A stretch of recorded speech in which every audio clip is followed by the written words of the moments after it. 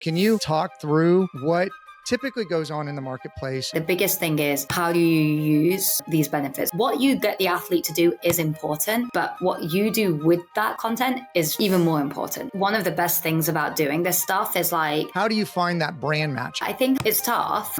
You can have great content, but that person could have all fake followers. What are the metrics when you're trying to evaluate for the first time? There are data points, like engagement rate's a big one. Again, everything can be fake and whatever else, but engagement rate is a good one. What do you recommend to a company when they're kind of quote unquote ready to add this component? I think it can honestly be as early as launch if this is what your need is. Can you provide maybe a couple examples of really good success stories? So I'd say there's a few. So one is...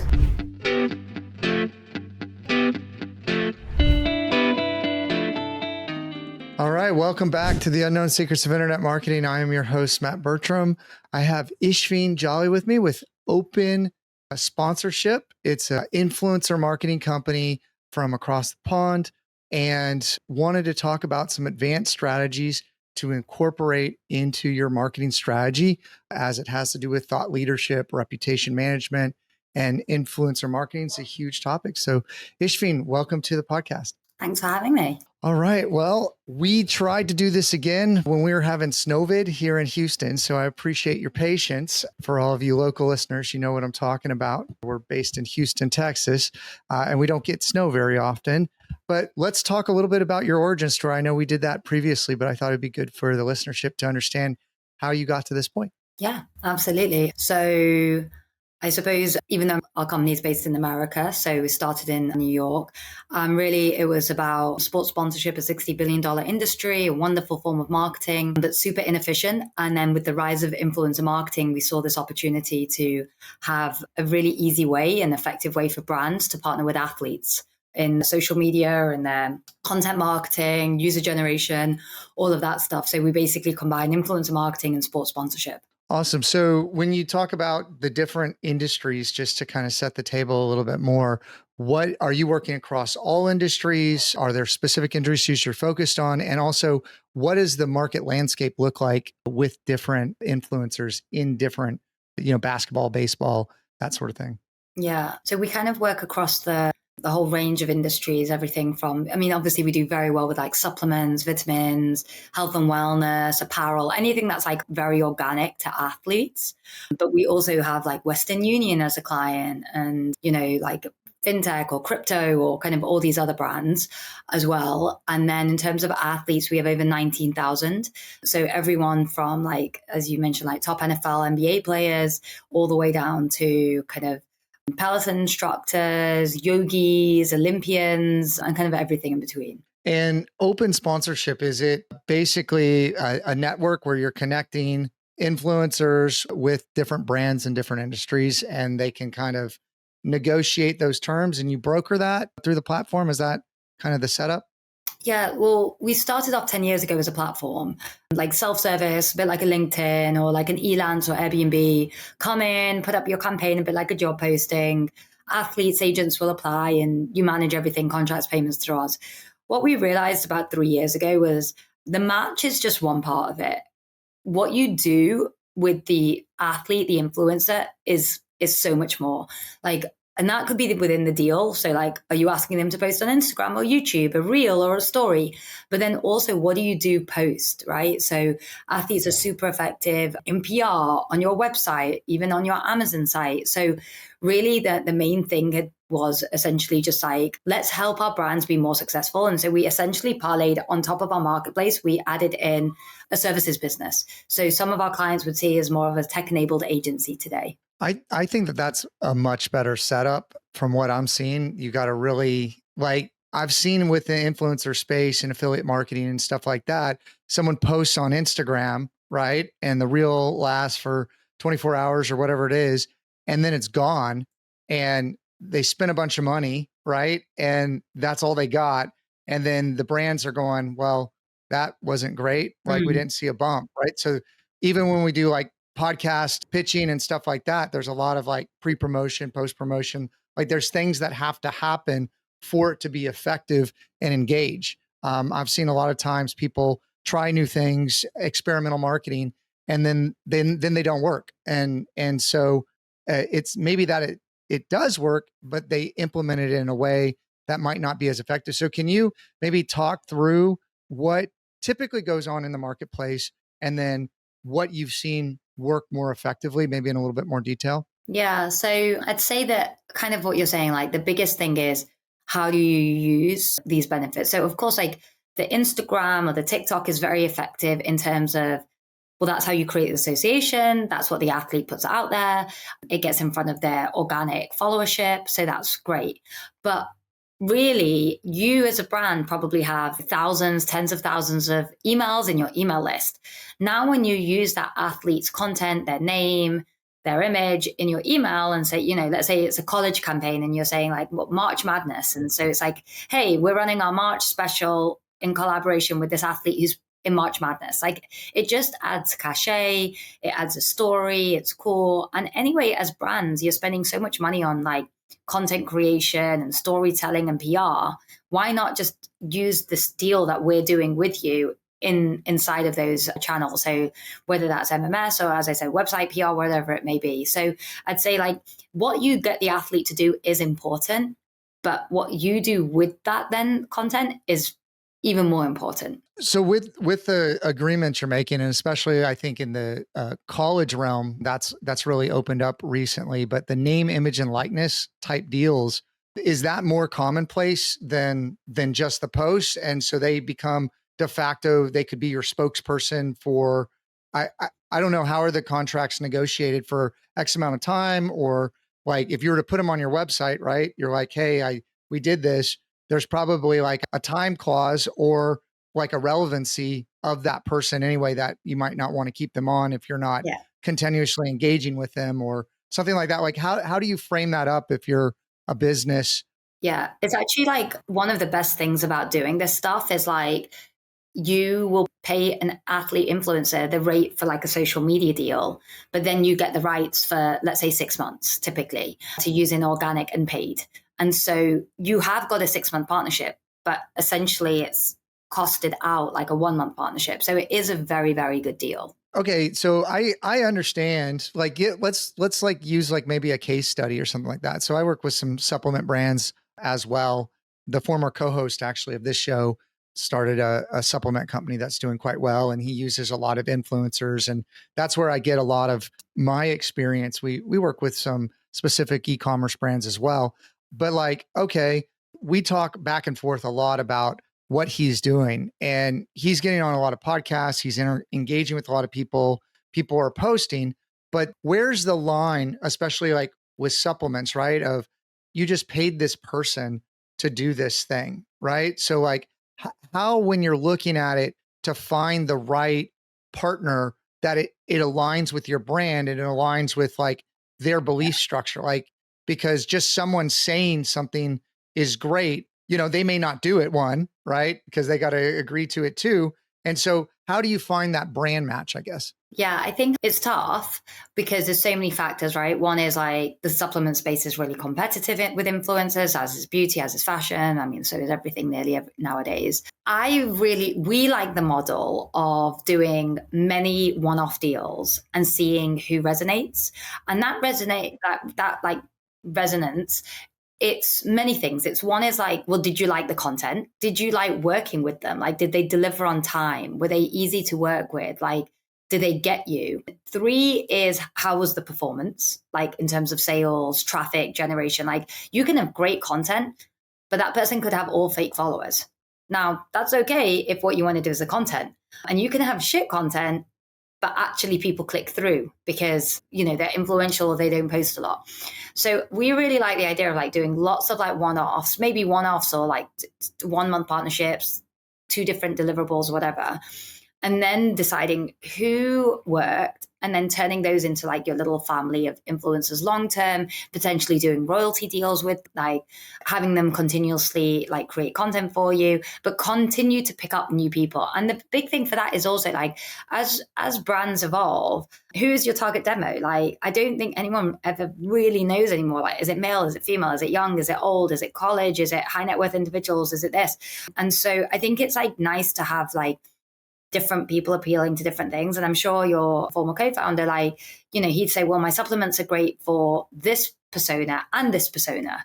And I think influencer marketing is a great way for having, back in the day, your website could only really speak to one person. But now with influencers, you can have like the pro athlete who needs supplements plus the mom, the young mom who needs supplements, and you can get them both. Yeah, no, definitely different target audiences. And I call it internally, I don't know how appropriate it is, but I call it kissing frogs when we're talking. And you wouldn't do that with the influencers, but like when we're hiring different contractors, we're engaging different people, you have to A/B test. You have to try out a lot. And some people look good on paper. Some people, the metrics look great. And then you just have to see, like, you don't know until you work with that person if they're going to be a prince, I guess, right? Like you don't know what's going to happen, and you have to try out a lot. One of our workarounds was, and we do this with our podcast network as well, is we target different target personas for each brand. So we DBA'd a bunch of different brands that kind of speak to that different target audience or that consumer, maybe with a similar customer journey, but it is a different message. It's a different pain point that we're going after. And so then everything for that brand, which might have the same key ingredients, speak in this way to that person. We do that also with our oil and gas podcast network. We build a storyline and topics around what the sponsor wants to see. So it's not blatant advertising. It's like, here's people that are interested in this type of thing. Let's create that content. And oh, by the way, this is who's kind of sponsoring the curation of this content that you might be interested in. And I can totally see, trying out so many different things. Like, what are the metrics, I guess, when you're trying to evaluate for the first time, who should I engage with, right? Because there's a lot of different metrics to look at. As you spoke before, I think that fake reviews, fake sponsors, like, you don't know what's real today, right? And I've seen also that, like, okay, yes, the millions of dollars for a Kim Kardashian post or whatever reach a lot of people, but how the algorithms work, they kind of find the right content now on social media. And a smaller, like, micro influencer with a really engaged network could be a great opportunity to engage with people that would very much connect with your brand, and, like you said, kind of bring them under the tent of what you're trying to do. So Yeah, how do you evaluate that, I guess? yeah, I think obviously like there are data points, like engagement rate's a big one. Now, again, everything can be like fake and whatever else, but engagement rate is a good one. Obviously, follower size, like, even if it is like bought, like, and I think that's why we also like the athlete space. You tend to get less fake following. They're legit, representative of their following. But that's, I think, where like the vibe of their content comes into play a lot. And that's like going back to the amplification. So, what they put out on their channel is just going to be a small part of like the deal. And so, do you like their content? Do you like who they are? Do you like their look? Like, are they overly glossy? Are they overly, this way or that way? And obviously today it's all about videos. So like, how is their video? How do they come across and whatever else? So I think it's a combination of a bit of data. And we also have like demographic following. So that's really good. We also have a social listening tool. So we can see like, well, who has actually talked about your brand or your segment beforehand? Like, who's talked about crypto? Who's talked about supplements? What have they said? What was the engagement of those posts? So I think there is a lot of data to lean on. And then plus, do you actually just like their feed? Yeah. And one of the things that I get asked a lot when companies come to us and they just want to start posting on social media, or they want to be active online, and they're like, well, we've tried it before. They've posted a bunch of stuff. Depending on the size of the business, there might not even be like a mood board or a brand guide, and they're just kind of like posting all over the place. Where I've seen companies fail is when they pick something out, they say, oh, this is awesome, this is new, this is shiny, I'm going to do this. And then they do it within a vacuum, and then it might fall on its face a little bit. So, like, when you look at like the overall marketing strategy of a company, there's a right time, I feel like, to add on influencer marketing in that kind of PR category, because it does get that attention. But like, what are the things that you feel a company needs to have in place? Maybe it's an email list, maybe it's, great SEO. I don't know. They have some paid campaigns, but like, this is a additional step or a integration into what they're already doing. So when you evaluate companies on your service side of the business, when do you decide or what do you recommend to a company when they're kind of quote unquote ready to add this component? I think it can honestly be as early as launch if this is what your need is. I mean, it comes back to need, right? So, like, let's say you've launched a new F&B brand and you want customer feedback, user feedback, taste, testimonials for your Amazon page, for your website. Great. Influencer marketing is a very cheap way to go get. It's like the new school user research kind of thing, right? Send people your products and get feedback. And if they like it, they can make a post. If they don't, then, you can cancel the deal. So it could be as early as product launch. Obviously, the most effective is when you've got all your channels lined up and this like one deal can slot across them all. But so often at that time, everything's quite siloed. And so it's quite hard for like the influencer person to get the paid guy to use this in the paid ads, and the email's already been scheduled out. So there is something like very nice about working with very small companies where you like they'll really amplify it. But of course, like there's less of a base there. Interesting. Can you provide maybe a couple examples of like really good success stories or setups where you've just seen influencer marketing work fantastic? Yeah, I mean, obviously, like, well, okay, so I'd say there's a few. So one is we're seeing a lot of this at the moment where brands have launched with retail. So I've just got into Target or Whole Foods, 7-Eleven, and I need to drive eyeballs to that partnership. If everyone on my feed knows that we're now in Whole Foods, then that's good for my brand, but also I want to drive those sales. Influencers are a great way for that because they can go in, they can pick up the product, they can take some video, you can promote that in your paid ads. And like there's only so many times you can say we're in Target. But there's a lot of times an influencer, very like different influencers can say, hey, they're in Target, right? I've gone and bought them. So I think that is a key. I love that one. Like, so brands in retail, and that could even be like in Starbucks. It could be, we've done all sorts. It could be, wherever it may be.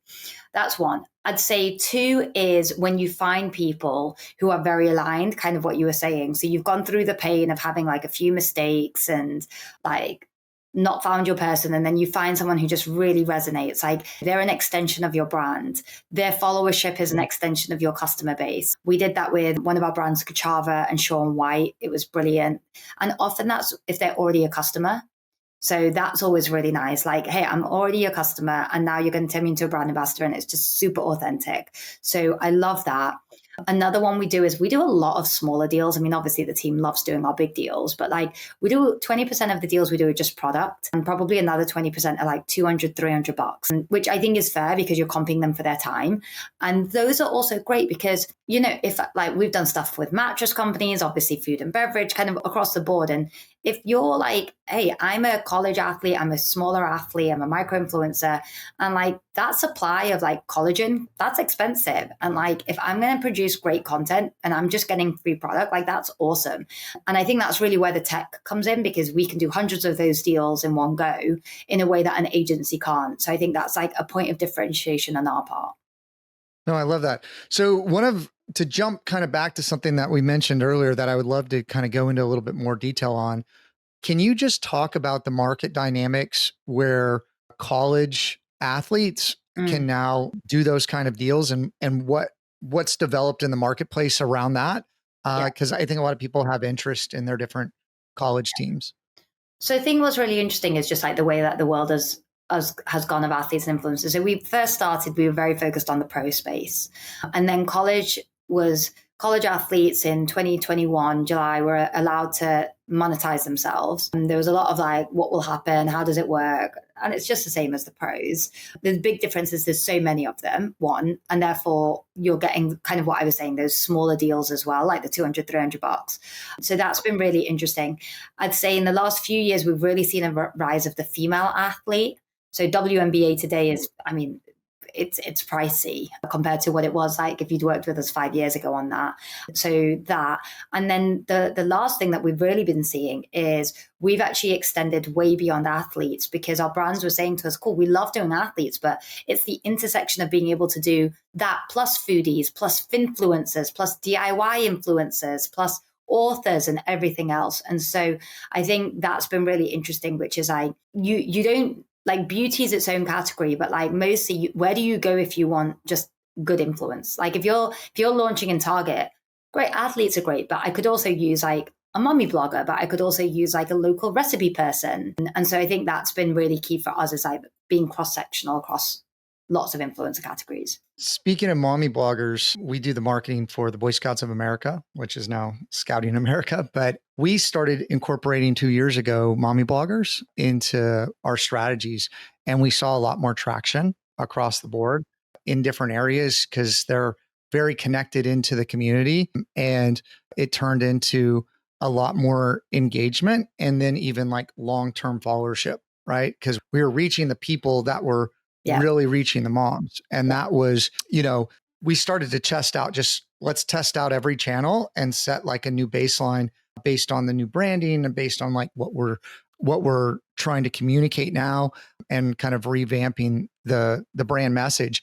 And it was really fascinating to see the uplift that we were getting on different campaigns. And How are you tracking that success? Like, what was the metric you were looking at for uplift? well, we were checking the year previous, okay, where we weren't using it first. And then we were doing it in the Houston area. So it was a fall recruitment campaign. And the mommy bloggers, there was even like different groups that this was like pretty built out that there's like almost every neighborhood, okay, like on the neighborhood level has a mommy blogger. And so, like on the north side of Houston, for example, we engaged a mommy blogger where we were advertising on her website, in her email, and also, well, in her newsletter, in her email. And then she was doing some social posts, right? So we were like, okay, we're going to advertise here. And then in this area, we're going to run the same paid campaign, but we're not going to use the mommy blogger. And we were looking at the conversion rates, okay, from the previous year.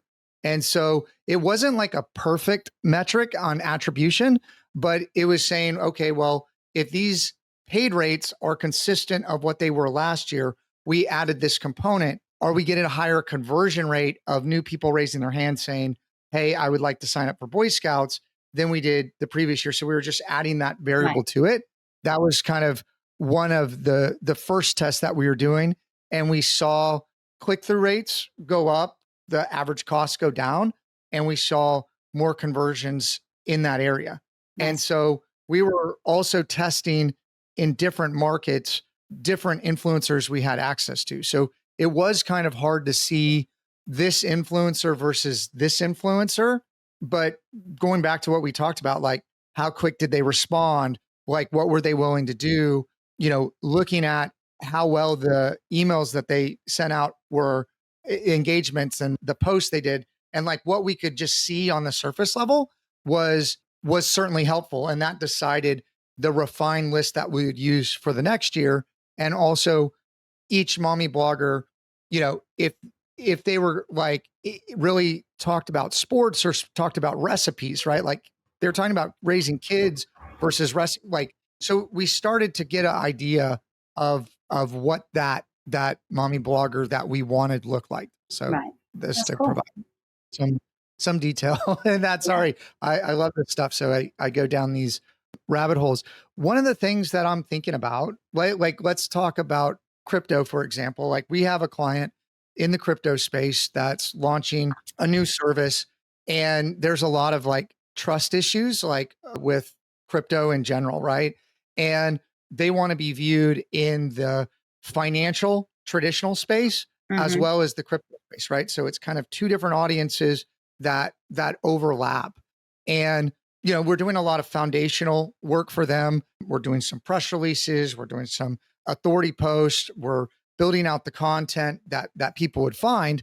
And then the next layer that we're going to be adding is that influencer base, right? And so, what are some case studies that you've seen where influencers, or what type of influencers match? This is more of a personal question for a client, but I would love to hear that. I know a lot of people would too. And crypto is heating up. We just had the Trump administration announce strategic reserves and everything kind of whiplashed with the pricing. And I just think that there's probably another cycle coming shortly in crypto, and it'll be the thing that nobody wanted to talk about. And now everybody's going to want to talk about. So this might age well. I think so. There's a few different things, again, like tying it back to needs. So, are you wanting new audiences? In which case, like, okay, who speaks to that audience? So, let's say you're a completely new brand and you just need to get in front of people, right? So, therefore, you might pick like athletes with majority male followers in the US in your age range of 24 to 35. And maybe you're focused on like the Miami market or like Texas or, California or wherever crypto is trending more. So are you going for their demographic and their following because you just need eyeballs? One. Maybe you already have that, but actually you need credibility. Great. So then I would be picking credible names. So I'd probably go for like financial influencers, like people who talk about money markets and stocks and shares and, doing an evaluation. You could go for an athlete who's very well regarded in the space. Maybe they're an investor, maybe they are just smart. So those two would be there. Maybe you have the validation and you have the eyeballs, and actually what you need is you want to do a big event and you just want someone to turn up and speak and do like a meet and greet because you're going to sell loads of crypto on like at that point. So then you want to have someone who's like can make it to LA on the 5th of March or whatever else. So I think like there's different use cases and different ways to think about, well, who slots into that. But that's the beauty of the space. It's like, yeah. I love that. Okay, so let's keep on that kind of thought process and talk about service-based industries, for example. Yeah. What are the thought processes that you would think through when you're building a campaign for, I don't know, a service-based business Give me that an might be more example. mundane? You could say home services, or Yeah. you could say financial services, or We it's work just something like the average business, right? Of a local small business. How would they incorporate influencership? No, I love that. So we worked with like a lawn mowing service once. So one, I love athletes for that because I kind of always joke that if you're very famous, the chances are you move to like LA or New York. But if you're an athlete, you stay because you have to. And so like, the most famous person in like a Pittsburgh or a Cleveland or Indiana, wherever is an athlete. And then parlaying onto that college because they're in like small towns that even there might not be a pro team. So I really like athletes for local businesses. So kind of the same thing as what we just said, right? So a lot of like local businesses or service businesses, they already have their marketing going. So you probably do a bit of radio. Maybe you take out a couple of flyers and you post them through the door. Maybe you advertise in your local paper, and then you probably do a bit on social. But social is probably not your primary driver. It's maybe other things. And then you might do some paid ads through a local marketing agency. So you need a bit of content for that. I mean, so I love the idea of like whether it's a small athlete or big athlete, and now that's up to you. Obviously, if you can afford a bigger, go for it. If can't, then go smaller. That's fine. And it's like, Cleveland native, we chop his lawn, right? And it could be just a cheesy photo or a voiceover of the athlete that goes in your radio ads. Like we forget when we live in big cities at how powerful like local radio can be on the, like, hey, I'm part of the Steelers and like these are my guys to cut my lawn in Pittsburgh, blah, blah, blah. And so I really love the idea of like there, I would say it's less about scale. Like you might be in D2C. There, I'd say it's like picking one or two people and like going deep on that relationship with them. Oh, I can see that. Okay, let's switch to B&B now. Like, so there's a lot of big companies that have budgets that are trying to spice up their marketing, maybe with digital transformation. Maybe since COVID, they're like, okay, there's a lot of opportunity online. I have a lot of conversations with sales directors that are like, they thought marketing was just like graphic design for events, right? And then when the events got shut down, they started exploring all these other levels. And there's this merge between a sales qualified lead and a marketing qualified lead. And I even have a podcast where I kind of talk about that integration of comms and that area. I think that those businesses that are like you're selling something again mundane, maybe a valve or something like that. I think adding personality to the brand can really be helpful. Maybe what's your view on a B2B business that's maybe not Yeah. Salesforce or something like that that's not well known, but to use it in their marketing? Certainly I Yeah. can see the sports teams angle for sure if it's a male dominated industry. Yeah. I think it's all like there, it's different. It's all about like getting your story out in a way that people actually want to receive it. So one of my favorite deals that we did years and years ago when we've kind of like first started was a deal between Glassdoor and Draymond Green. You know, Glassdoor's Silicon Valley based company, tech company, but quite disruptive. And they had Draymond Green essentially like ghostwrite an article, a blog. And it was like Draymond Green's like 8 tips to keep your workplace fired up. And obviously very on brand for him. And it had like a 900% open rate increase in like share rates and all of this, because obviously even everyone at Glassdoor was like, this is so cool, Draymond Green knows who we are, and they shared it on their LinkedIn and the emails were great. So I think that's just such a good example of like, not to tie it always back to need, but it is like, what's your need, right? If you're a software company, maybe you're doing this as employee engagement. Maybe that's the most important thing.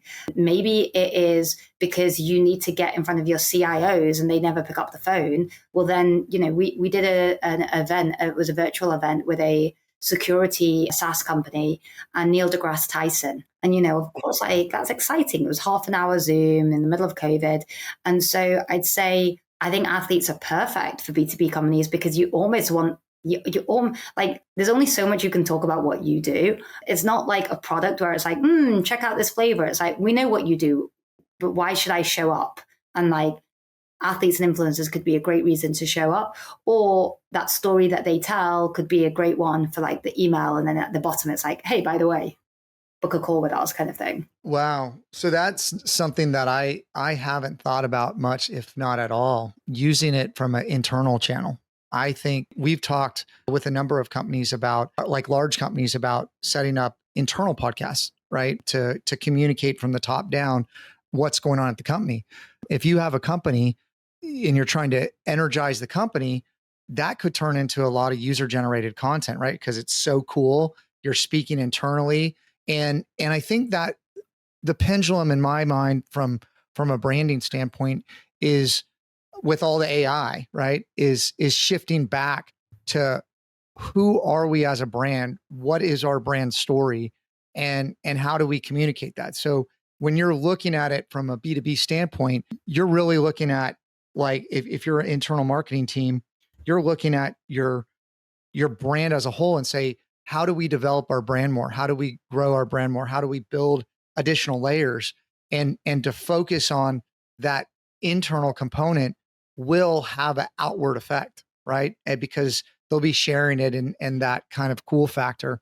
I love that. I think that that's a great example about how people are not using influencers. When I think influencer marketing, I think of a lot of like affiliate partnerships and stuff like that, just based on previous experience. But I think that there's a lot more refinement and development of it. I've even seen the marketplace go from, like, with content marketing, from kind of authority posts and stuff like that to really Mhm. bleed more into the social media.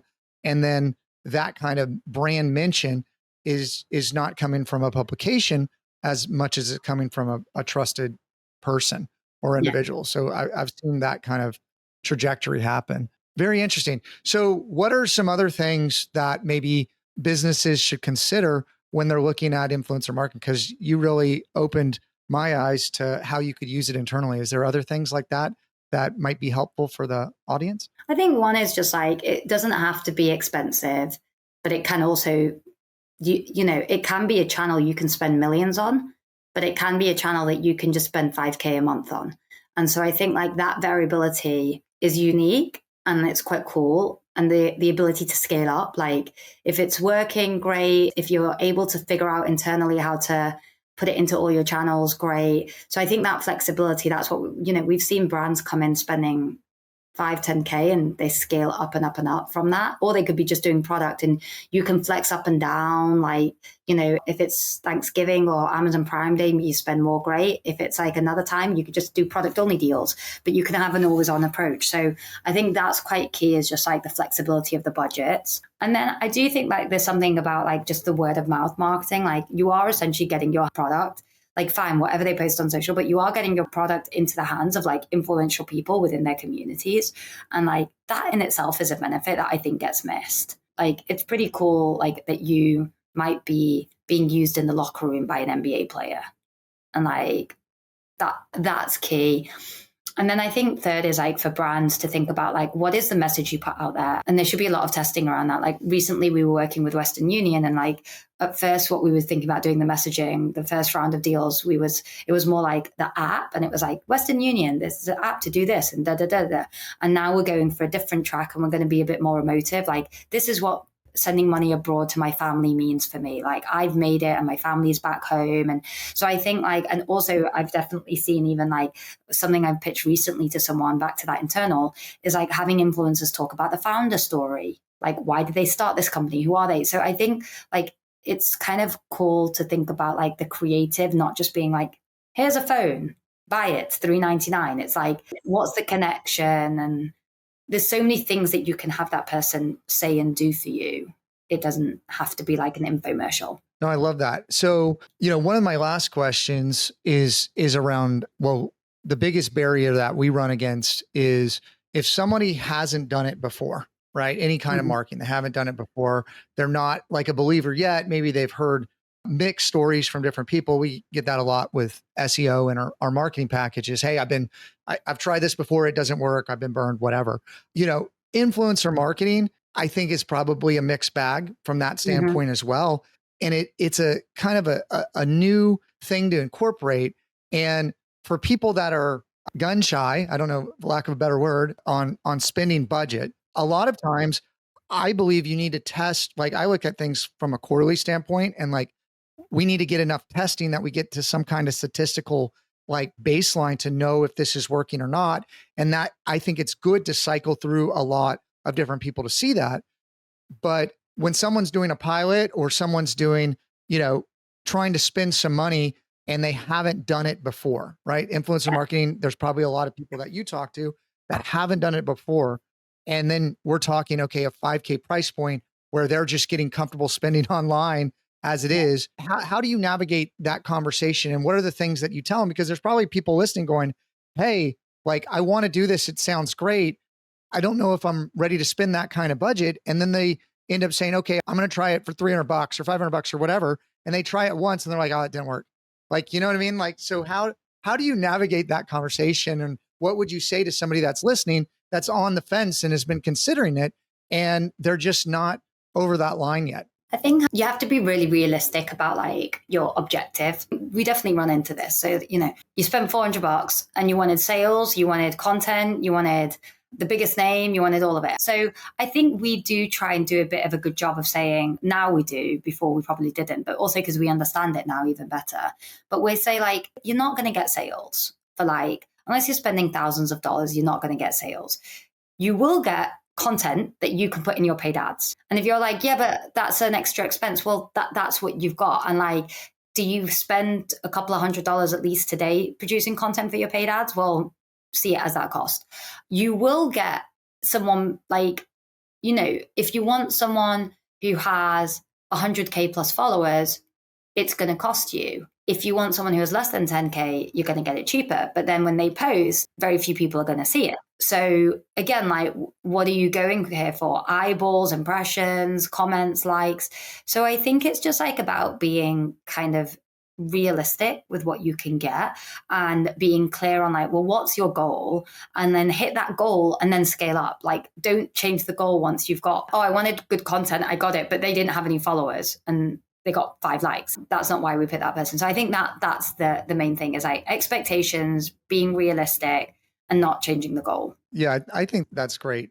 It's part of your marketing strategy. It's not your full marketing strategy, right? This person is not your salesperson. This person is going to help get your name out there. It's going to help get you recognition. It's going to help give you great content. And I think you said that at the beginning of the podcast. It's what you do with it, right? Once you have engaged that partnership, what do you do? So we're about to wrap up. My last question for you, just to squeeze out any more value out of this podcast that we can. If there's anything that we didn't talk about, and it could be something you've said before, but let's pre-package it and we'll use this as a short.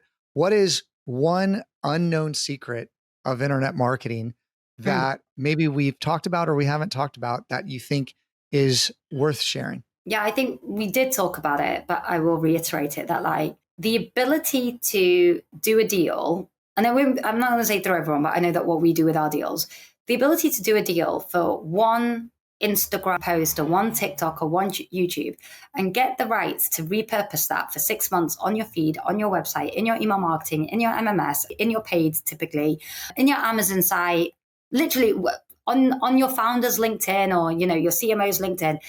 It's like the best hack, for me out there. I love that. No, I think social's so powerful. I think a lot of people are waking up to that people are driving business just on social alone. And this is another tool in the tool belt to communicate that storytelling.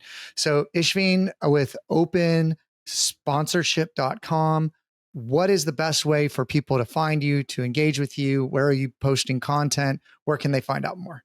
Yeah, so obviously check us out, opensponsorship.com, sign up for free. We'll get in touch. We'll do like a strategy session and tell you how you can use us and athletes and influencers. Find me on LinkedIn, drop me a note. Yeah, thank you. Awesome. So everyone, hopefully you enjoyed this podcast. If you are looking to build a online lead gen marketing channel where it's managed for you. So that's really what we're focused on building for clients, is a managed service where you can focus on growing your business and we can focus on growing your marketing and bringing you in the right customers.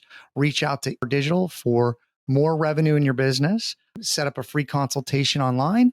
And until the next time, my name is Matt Bertram. Bye bye for now.